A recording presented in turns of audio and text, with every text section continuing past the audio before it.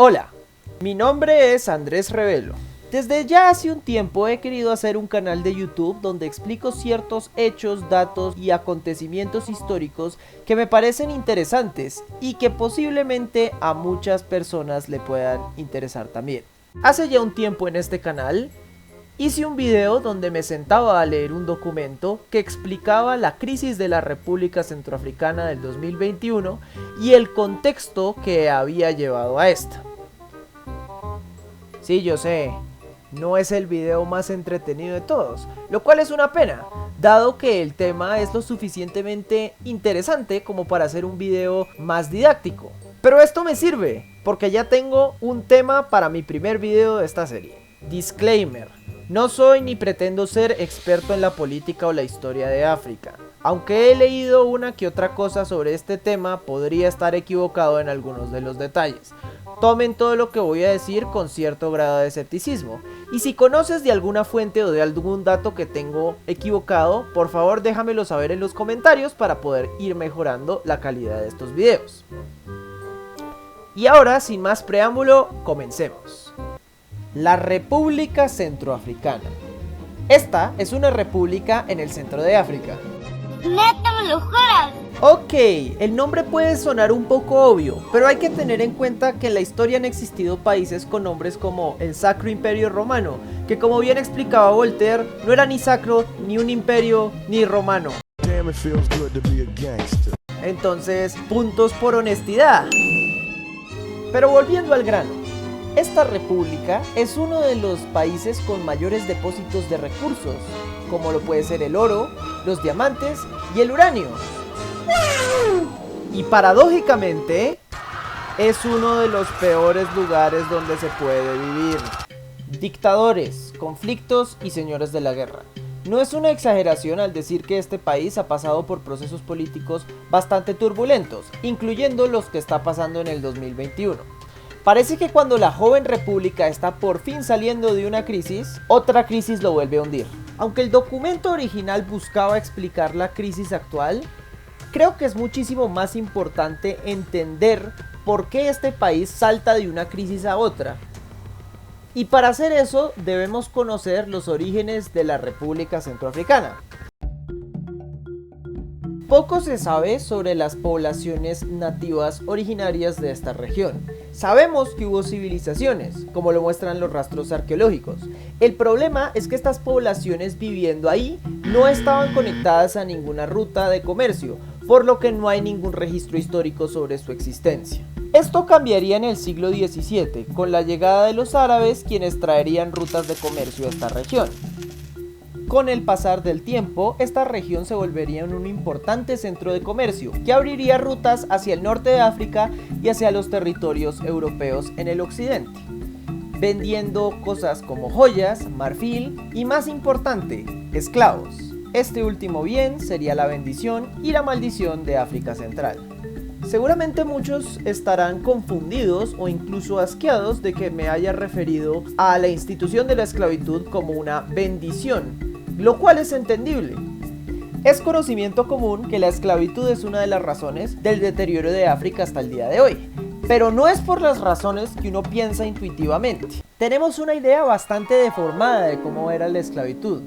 Solemos usualmente imaginarnos europeos y árabes viajando a África Central y capturando a los nativos como si fueran artículos de mercado. Algo que no es solo erróneo, sino que es increíblemente condescendiente con las poblaciones nativas de África. No era muy factible que estas personas invadieran constantemente el corazón de África, no solo por las barreras naturales, sino porque los nativos tenían sus propias civilizaciones y no tenían ningún interés en dejarse esclavizar. Si bien hubo cazadores de esclavos, estos eran la excepción, no la norma. En realidad, la esclavitud en África Central no se pudo haber dado en la escala que se dio sin la cooperación de los nativos. Pero, ¿y por qué los africanos esclavizarían a su propia población? Para nosotros esto puede llegar a ser difícil de comprender, ya que nuestras intuiciones morales del presente nos hacen ver a la institución de la esclavitud como algo horrible, indigno de ser practicado. Y aunque eso es cierto, también se nos olvida que durante gran parte de la historia, la institución de la esclavitud era bastante funcional y económicamente beneficiosa. Por esto, casi todas las civilizaciones en la historia aplicaron la esclavitud en algún momento u otro. Y los nativos originarios de África Central no fueron la excepción.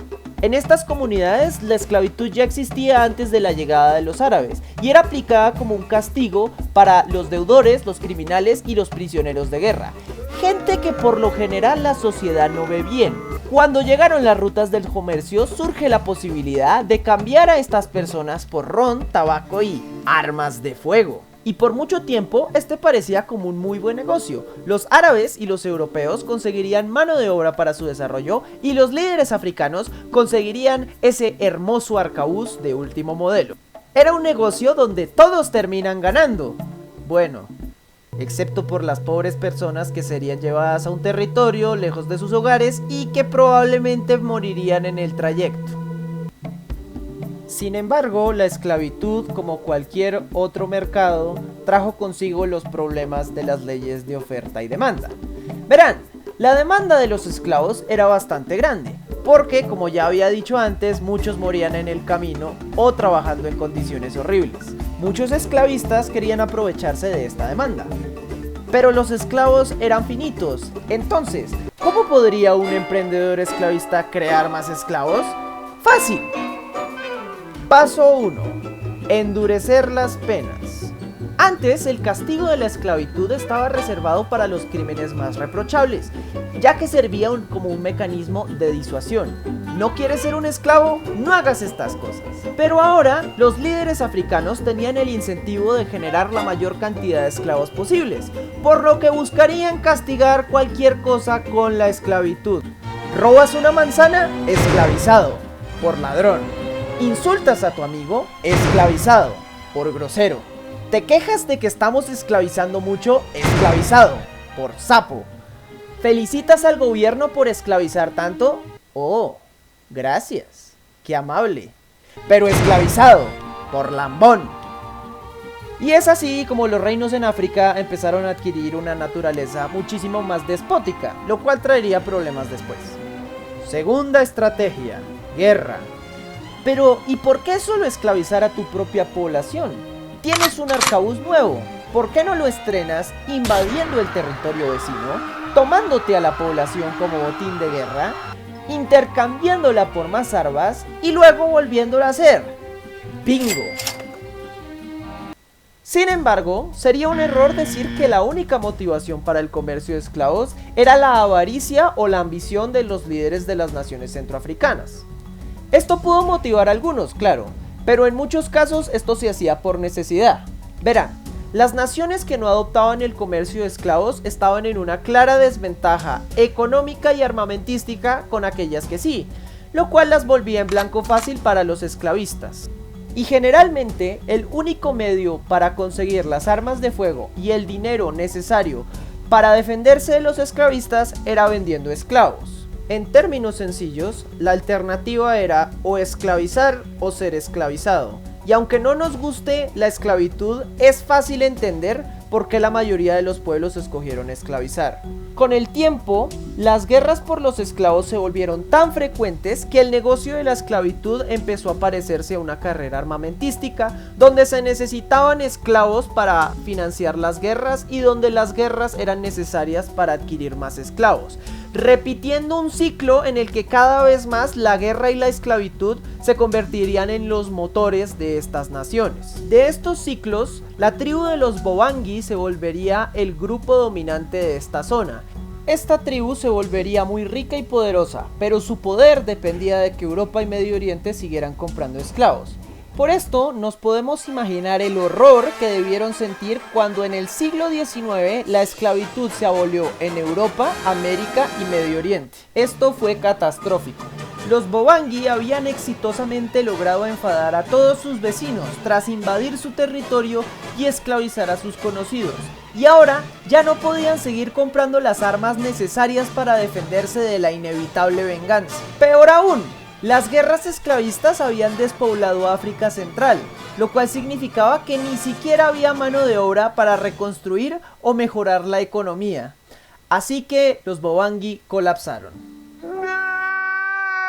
Y mientras esto pasaba, en Europa se estaba dando la revolución industrial, la cual les dio nuevo armamento más avanzado y la capacidad de superar las barreras naturales al centro de África. Era solo cuestión de tiempo de que las potencias europeas se interesaran por los recursos naturales de África Central. Pero eso es una historia para otro momento.